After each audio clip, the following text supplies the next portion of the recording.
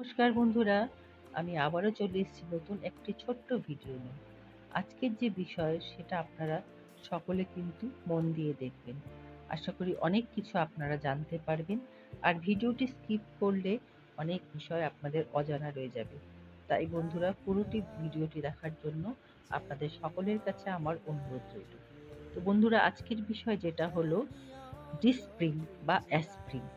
এই শব্দটার সঙ্গে মোটামুটি আমরা সকলেই কিন্তু কম বেশি পরিচিত।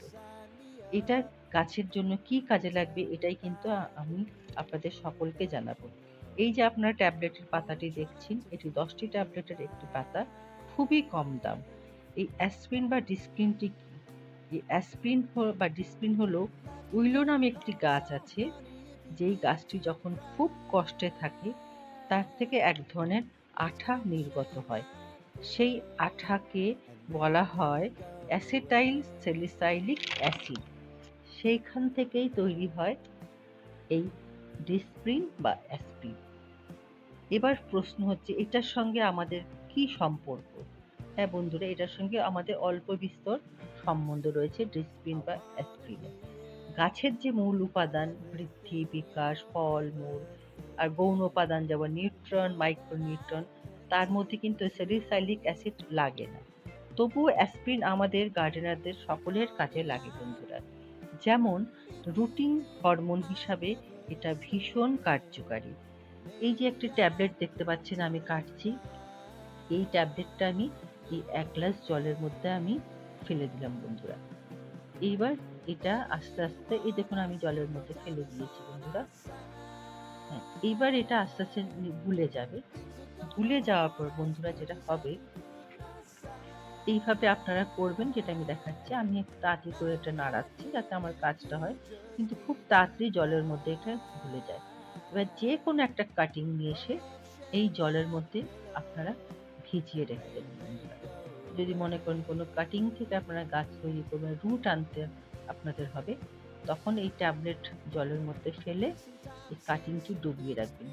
সেটা ডুবিয়ে রাখতে হবে আপনাকে মিনিমাম 1 ঘন্টা বন্ধুরা। এটা আমরা গার্ডেনাররা করতেই পারি আমাদের নিজেদের স্বার্থের জন্য। এবার এই কাটিংটা আমি জলের মধ্যে ডুবিয়ে রাখলাম, ঠিক 1 ঘন্টা ডুবিয়ে রাখলাম।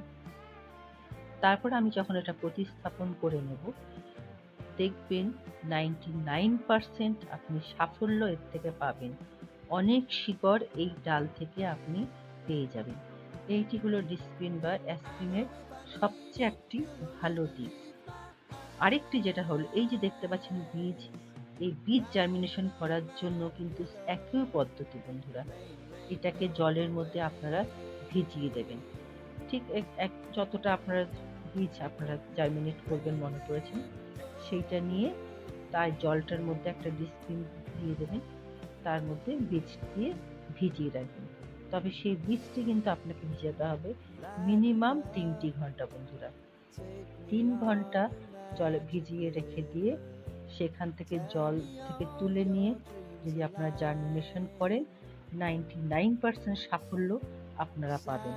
আরেকটি যেটা কথা হলো, জলের মধ্যে যদি একটা ডিসপ্রিন ফেলে দিয়ে টমেটো গাছ, বেগুন গাছ, আলু গাছে যেটা স্প্রে করা যায়, তাহলে গাছে বৃদ্ধি, ফল, ফুল অনেক বড় হবে এবং খুব ভালো বড় গাছের বৃদ্ধি আসবে। এটা হলো ডিসপ্রিন বা অ্যাসপ্রিনের খুব একটা ভালো দিক। আরেকটা যেটা দিক হলো যে, যদি কখনো আপনাদের কাছে পেস্টিসাইড না থাকে, তখন একটা ডিসপ্রিন ফেলে দিয়ে গাছে আপনারা স্প্রে করতেই পারেন। তাহলে যে কাজের জন্য আপনি স্প্রে করবেন সেটা আপনি সাকসেস পাবেন। তবে আমি আপনাদের কাছে বলছি, সেটা না করে আপনাদের যদি সংগ্রহে কোনো পেস্টিসাইড থাকে সেটা দিয়েই করবেন, তাহলে আপনি অনেকটা নিশ্চিন্ত বোধ করবেন।